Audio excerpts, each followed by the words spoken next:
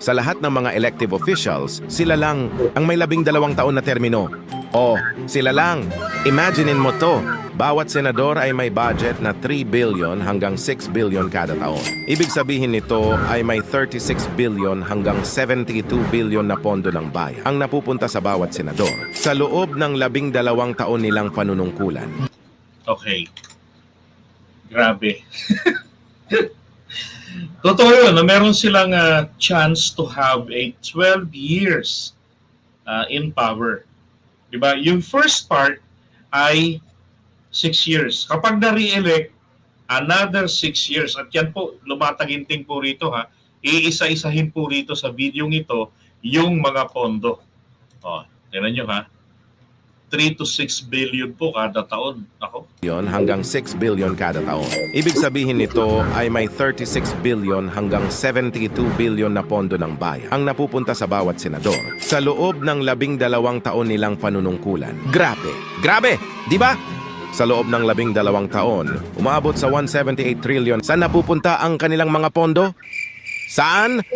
Saan? Pero hindi lang yan. May milyon-milyong dagdag na pondo pa para sa budget ng kanilang mga komite. Astig! Pero alam mo ba ang pinakakakaiba? Sila lang ang pwedeng tumakbo bilang pangalawang pangulo o pangulo at kahit talo o loser. Talo, loser, kulelat at laglag ay mananatili pa din sila sa pwesto. Senador! Senador! Okay. Di ba? Totoo naman eh. Yang mga yan, tatakbo pampanguluhan. Diba? Halimbawa, this is the racket. Ito yung sistema ng racket dyan. For example, tatakbo kunwari. Sabihin natin kunwari tatakbo si Tampulano. No, siya yung pinakamabigat talaga na kandidato. Ngayon, ang gagawin nila, itong galit kay Tampulano at gusto niyang ito ay matalo, babayaran niya yung mga senador na tumakbo rin. O di syempre, kahit papaano makakahatak ng boto yan, makakabawas. O may tsansa na ito pong si Tampulano ay matalo. Okay? Ngayon, itong mga nagsitakbo rin na mga senador, syempre may tsansa rin na matalo. Pero wala silang pakialam kung matalo sila. Bakit? After po nilang manalo at kumita, utagis yan, senador pa rin sila. O, katulad nung nangyari nung 2016 kay Grace po. 'Di ba? Pagkatapos nila ng eleksyon, naglaban sila ni PBBM sa vice presidency if I'm not mistaken. Ano nangyari? Balik pa rin siya. Senador pa rin siya. Ganun ang kalakaran diyan sa Senado. Aayawan pa ba nila 'yan?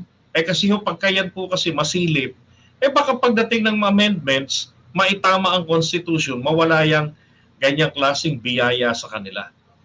Higit sa lahat sila lang. Ang presidente, walang re-election. Ang senador, meron. Tapos palaki ng palaki ang budget nila. Senador!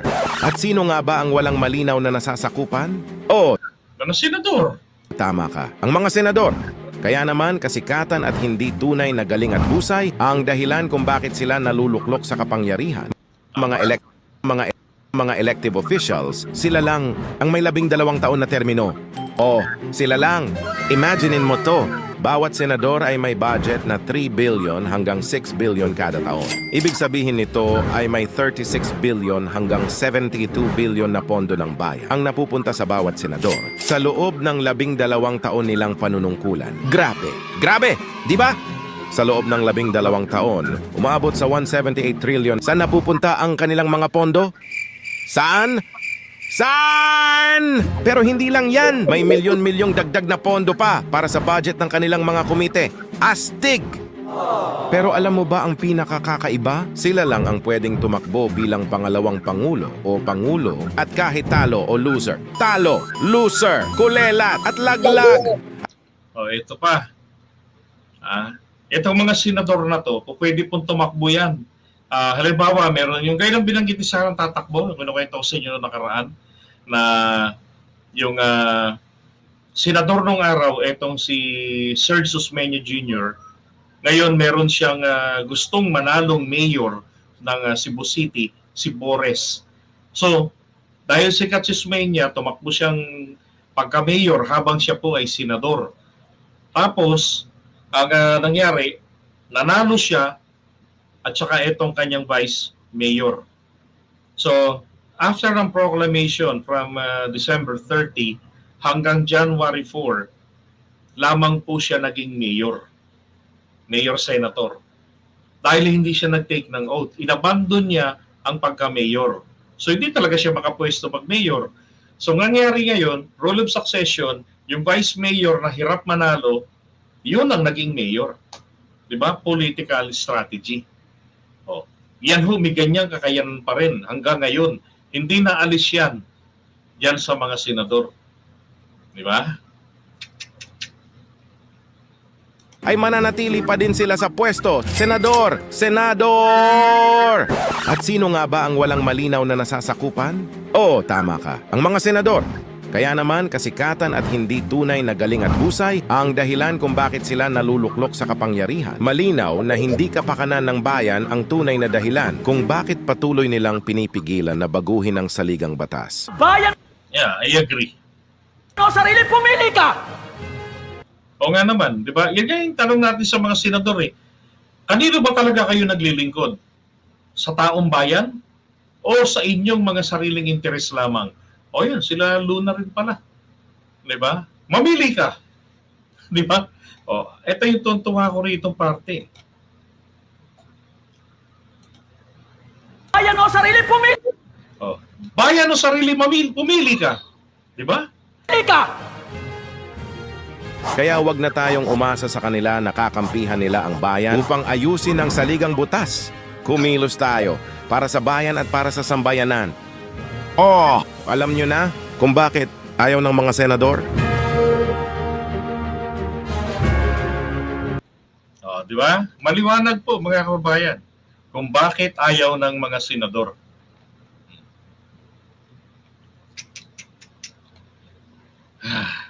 Correct, self-interest. Yan, ang tangi lang na dahilan. Eh, yan lang naman ang sinasabi nila eh. Di ba yung kibonggo nga? O, protect the Senate, protect as an institution. Ayaw lang nilang mawala sa Senado. Eh, yun pa lang ng mga sahod nila na nasa 300,000, 200,000 ba? Tapos yung mga yung mga budget nila, na yung mga extra nila, anak ng putya. Eh, kaya yaman talaga, kinabukasan na. Ang sweldo po ng mga yan, kinabukasan po ang katumbas sa ordinaryong mamamayan.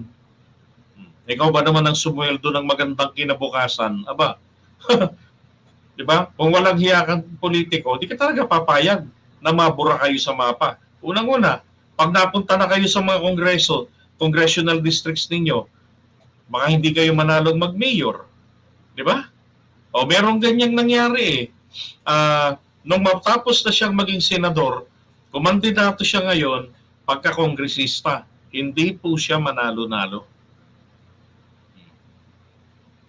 Parang si ano yata yun, Nicky Coseteng. Hindi siya manalo-nalo. Hindi na rin siya makabalik sa Senado. At ngayon, mukhang nagpaparamdam. Alright, so iwan muna natin itong kinatatakutan ng mga senador kung bakit ayaw po nila ang People's Initiative.